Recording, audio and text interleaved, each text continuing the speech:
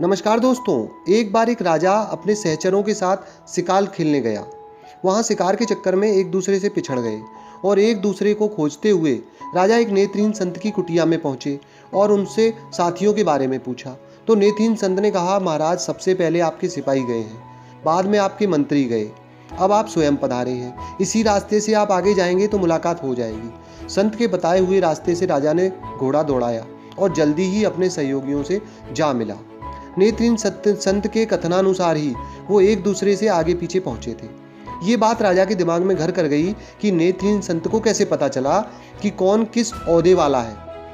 लौटते समय राजा अपने अनुचरों के साथ संत की कुटिया में पहुंचा और संत से प्रश्न किया कि आप नेत्रहीन विहीन होते हुए भी कैसे जान गए कि कौन जा रहा है और कौन आ रहा है। तो राजा की बात सुनकर नेत्रहीन संत ने कहा, महाराज, आदमी की हैसियत का ज्ञान नेत्रों से नहीं, उसकी बातचीत से होता है। सबसे पहले जब आपके सिपाही मेरे पास से गुजरे थे तो उन्होंने मुझसे पूछा कि ए अंधे, इधर से किसी को जाते हुए आहट सुनाई दी क्या? तो मैं समझ गया कि ये संस्कार विहीन व्यक्ति छोटी पदवी वाला सिपाही ही है। जब आपके मंत्री जी आए तो उन्होंने पूछा, बाबा जी, इधर से किसी को जाते हुए आहट सुनी?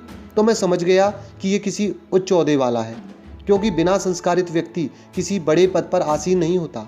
इसलिए मैंने आपसे कहा कि सिपाहियों के पीछे मंत्री गए हैं। और जब आप स्वयं आए तो आपने कहा, सूरदास जी महाराज, आपको इधर से निकलकर जाने वालों की आहट तो नहीं मिली। तो मैं समझ गया कि आप राजा ही हो सकते हैं, क्योंकि आपकी वाणी में आदर सूचक शब्दों का समावेश था। और दूसरे का आदर वही कर सकता है जिसे दूसरों से आदर प्राप्त होता है, क्योंकि जिसे कोई चीज़ मिली ही नहीं तो उस वस्तु के गुणों को कैसे जान सकता है। दूसरी बात यह है महाराज कि संसार एक वृक्ष स्वरूप है। जैसे एक वृक्ष में डालियां तो बहुत सारी होती हैं, पर जिस डाली पर फल होता है वही झुकती है। इसी अनुभव के आधार पर नेत्रहीन होते हुए भी सिपाहियों, मंत्री और आपके पद का पता बताया। अगर गलती हुई हो तो महाराज क्षमा करें। राजा संत के अनुभव से प्रसन्न हो गए और संत के जीवन वृत्ति का प्रबंध राजकोष से करने का मंत्री को आदेश दिया और राजमहल वापस आ गए। दोस्तों, इस कहानी से हमें ये शिक्षा मिलती है कि हमारा मध्यम वर्ग परिवार संस्कार विहीन होता जा रहा है। थोड़ा सा पद, पैसा, प्रतिष्ठा पाते ही दूसरे की उपेक्षा करते हैं, जो उचित नहीं है। मधुर भाषा बोलने में किसी प्रकार का आर्थिक नुकसान नहीं होता है, अतः मीठा बोलने में कंजूसी नहीं करनी चाहिए।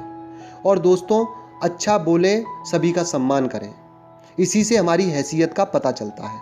धन्यवाद दोस्तों। कहानी अच्छी लगी हो तो लाइक और शेयर जरूर करें। धन्यवाद दोस्तों।